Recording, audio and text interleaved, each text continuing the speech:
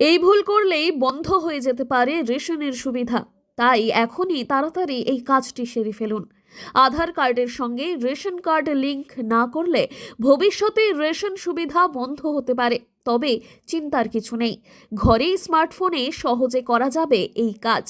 জলপাইগুড়ি খাদ্য দফতরের আধিকারিকদের কথায় আধার এবং রেশন কার্ড সংযুক্তিকরণ প্রক্রিয়া এতটাই সহজ যে ক্যাফেতে যাওয়ার ঝামেলাটুকুও নেই। নিজের রাজ্যের পাবলিক ডিস্ট্রিবিউশন সিস্টেম অর্থাৎ পিডিএস পোর্টালের অফিসিয়াল ওয়েবসাইটে গিয়ে link Aadhaar with ration card এই অপশনটি খুঁজুন। রেশন কার্ড নম্বর, আধার কার্ড নম্বর এবং রেজিস্টার্ড মোবাইল নম্বর লিখুন। মোবাইলে আসা ওটিপি অর্থাৎ ওয়ান টাইম পাসওয়ার্ড দিয়ে তা নিশ্চিত করুন। কিছুক্ষণের মধ্যেই হয়ে যাবে লিঙ্কিংয়ের কাজ সম্পন্ন। যারা অনলাইনে করতে ঠিক অভ্যস্ত নন তাদের জন্য রয়েছে অফলাইনের সুবিধা। কিভাবে করবেন? যারা অনলাইনে করতে চান না তারা নিকটবর্তী খাদ্য দফতর কিংবা রেশন দোকানে গিয়ে আধার কার্ডের কপি, রেশন কার্ড, মোবাইল নম্বর জমা দিয়ে সহজেই লিংক করতে পারেন।